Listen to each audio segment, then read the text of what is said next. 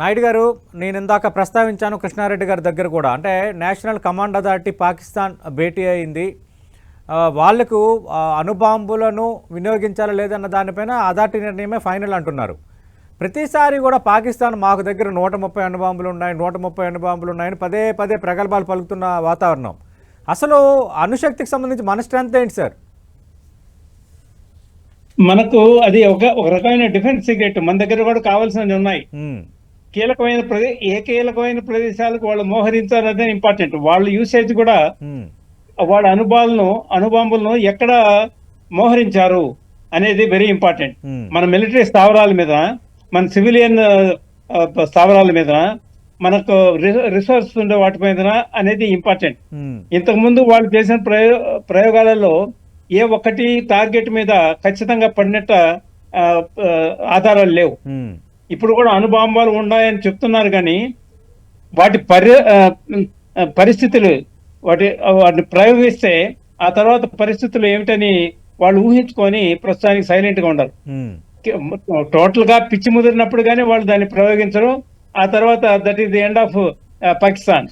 ఇప్పటికే బలూచిస్తాన్ వెళ్ళిపోయింది. ఆఫ్ఘనిస్తాన్ కూడా అంటే డిక్లేర్ చేయలేదు, కానీ ఆల్మోస్ట్ వాళ్ళు కూడా సర్దుకుంటా ఉంటారు ఎక్కడ మన కంట్రీని మనం లిబరేట్ చేసుకుందాం అనేది.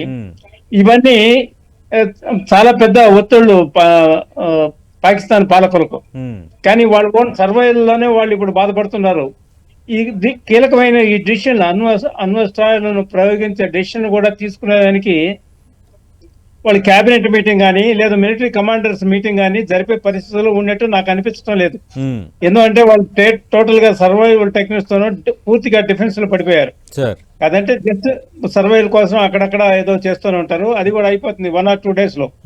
ముఖ్యంగా వాళ్ళ చమురు నిల్వలు తగ్గిపోయాయంటే వాళ్ళు ఇంకా టోటల్ మూవ్మెంట్ కట్టేలు అయిపోతుంది కాబట్టి ఒక రకంగా నిలిచిపోతారు.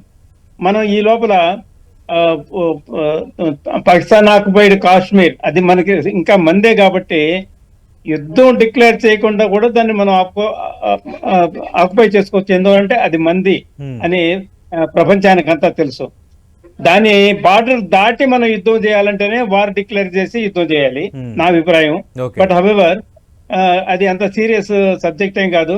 కాదంటే ఒకటి ముందు పాకిస్తాన్ కు మనకు యుద్ధం వచ్చే పరిస్థితులు లేకుండా వాళ్ళను మట్టు పెట్టాల్సిన అవసరం ఉంది. ఇప్పుడు మనకు మంచి అవకాశం వచ్చింది, మనం సక్సెస్ఫుల్ గా ముందుకు పోతున్నాం. ఇంకా ఎక్కువ దీన్ని ప్రొలాంగ్ చేసినా కూడా మన వాళ్ళల్లో కూడా కొంచెం ఇబ్బంది కలిగే పరిస్థితులు ఏర్పడుతూ ఉంటాయి.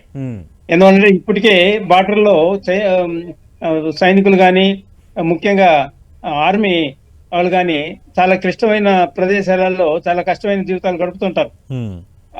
వాటికన్నింటికి కూడా ఎప్పుడు ఇది మనకు సక్సెస్ఫుల్ గా కంప్లీట్ అయిపోతుందని విజయం కోసం వాళ్ళు నిరంతరం ఎదురు చూస్తుంటారు. కాబట్టి ఆ విజయాన్ని తీసి మన భారత వాయుసేన సైనికులకు కానీ, ఆర్మీ వాళ్ళకి కానీ, నేవీ వాళ్ళకి కానీ వాళ్ళకు తీపి కబురు అందించి వాళ్ళని సంతోషింప చేయాల్సిన బాధ్యత మన మీద ఉంది.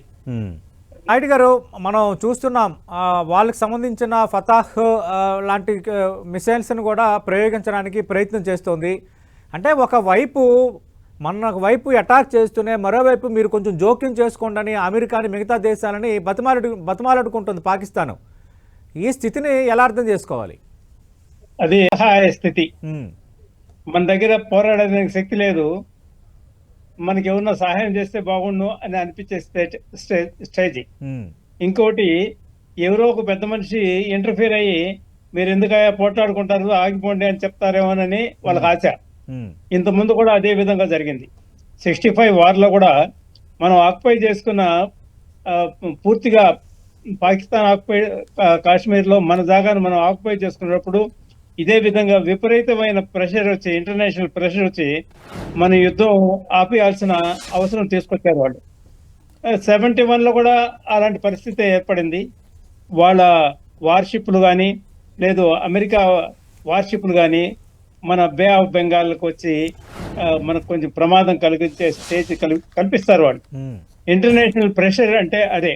మనకు డైరెక్ట్ గా తెలియకపోవచ్చు, కానీ ఆ స్ట్రాటజీస్ లో వాళ్ళు ఇది ప్లాన్ చేశారంటే మనకు కొంచెం అంటే గొంతు దగ్గర చేయబెట్టి పట్టుకొని నువ్వు నేను చెప్పిన వాటి వినకపోతే పిసికేస్తాననే పరిస్థితి తీసుకొస్తాడు. ఉమ్, ఈ లోపలే మనం సర్దుకొని చేయాల్సిన కార్యక్రమం అది చేసేసామంటే ఆ ప్రెషర్లు వచ్చినప్పుడు ఆ పాటికి అన్ని అయిపోయేటట్టుగా ప్లాన్ చేస్తారు, మన వాళ్ళు చేస్తారు. మాకు పూర్తిగా నమ్మకం ఉంది. అదే డిఫెన్స్ ఎయిర్ ఫోర్స్ సోల్జర్ గా నాకు చాలా ఆ, అపరితమైన నమ్మకం ఉంది మన శక్తి సామర్థ్యాల మీద, మన ప్లానింగ్ మీద.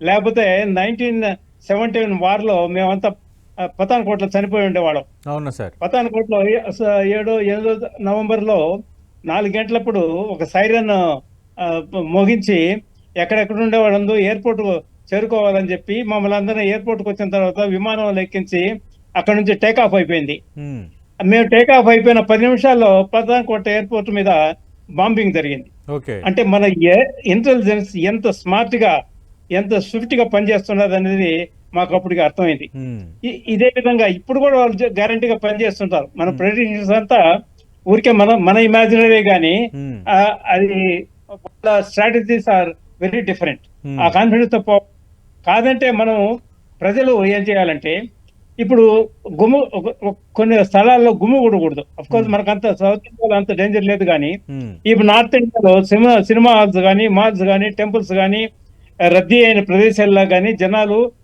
గుమ్మి కూడకూడదు. ఎందుకంటే Pakistan aim not only to fight India but to destroy as many civilians as possible. Um, because వాళ్ళ వ్యతిరేకత భారతదేశానికంటే హిందువుల మీద ఉంది. ఉమ్, అది గ్రహించుకొని మన సివిలియన్స్ కూడా ఏమేమి పాటించాలనేది ఎప్పటికప్పుడు మనకు సోషల్ మీడియాలో వచ్చే కాషన్లు మనం తీసుకొని Hmm. ఎక్కడ గుమ్మిడి పోకుండా ఫాల్స్ న్యూస్ స్ప్రెడ్ చేయకుండా మీడియాలలో ఇష్టం వచ్చిన పోస్టులు పెట్టకుండా మనం సమన్వయం పాటించాల్సిన అవసరం ఉంది. ఉమ్.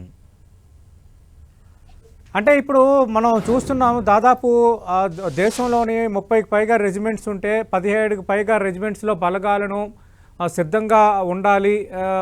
అలాగే అందరూ కూడా ఉత్తర ప్రాంతాలకు చేరుకోవాలని ఆదేశాలు ఇవ్వటం. అలాగే మరో బ్రేకింగ్ చూస్తున్నాం. ఇప్పుడు ఆల్రెడీ మీకు తెలుసు సార్, కర్రెగుట్టలో తెలంగాణ అలాగే ఛత్తీస్గఢ్ బార్డర్లో మావోయిస్టులకు సంబంధించి ఆపరేషన్ కాగారు నడుస్తోంది. దాన్ని కూడా కేంద్రం నిలిపేసి మొత్తం సిఆర్పిఎఫ్ బలగాలని హెడ్ క్వార్టర్స్కు రిపోర్ట్ చేయమని కోరింది. దానికి సంబంధించిన బ్రేకింగ్ కూడా 10 TV ముందుగానే ఇస్తుంది, అందరికంటే ముందుగా. అంటే ఏమని అర్థం చేసుకోవాలి, మొత్తం అన్ని రకాల బలగాలని సిఆర్పిఎఫ్, బిఎస్ఎఫ్, అలాగే దేశంలో ఉన్న 30కి పైగా రెజిమెంట్లో 17 రెజిమెంట్లను నిన్న ఆల్రెడీ సెలెక్ట్ చేశారు. వాళ్ళు మొత్తం సైన్యం రెడీగా ఉండాలి, సంసిద్ధంగా ఉండాలని చెప్పడం. What it indicates? It leads to any big war or any war announcement? ఇది ఇండికేషన్ ఏంటంటే మనం అప్రమత్తంగా ఉండాలి. ఇప్పటి వరకు మనము ఆర్మీ మూవ్మెంట్స్ పెద్దగా చేసినట్టు మనకు లేదు, ఇన్ఫర్మేషన్ లేదు. ఇప్పుడు ఒకసారి ఫస్ట్ వార్ స్ట్రాటజీ అంటే ఫస్ట్ ఎయిర్ ఫోర్స్ స్ట్రైక్ అయిపోయిన తర్వాత ఆర్మీ వాళ్ళు దాన్ని కన్సాలిడేట్ చేసుకుంటూ ఆక్యుపై చేసుకుంటూ మనం స్ప్రెడ్ చేసుకుంటూ ముందుకు పోవాలి. కాబట్టి మనం అర్థం చేసుకోవాల్సింది ఏమంటే ఫస్ట్ స్టేజ్ ఒక రకంగా అయిపోవచ్చింది. గ్రౌండ్ లో మీకు ఎదుర్కొనేందుకు వాళ్ళ బలగాలు లేవు.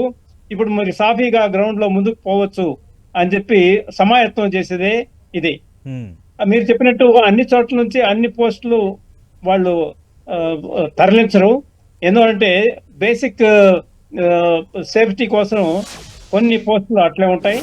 మిగతా వాళ్ళను సెకండ్ లైన్ ఆఫ్ డిఫెన్స్ కింద బార్డర్లకు తరలించే ఆస్కారం కూడా ఉంది. ఇప్పుడు అప్పటికప్పుడు తరలించాలంటే అది అయ్యే పని కాదు. కాబట్టి మీరు మోహరించి పెట్టాలి.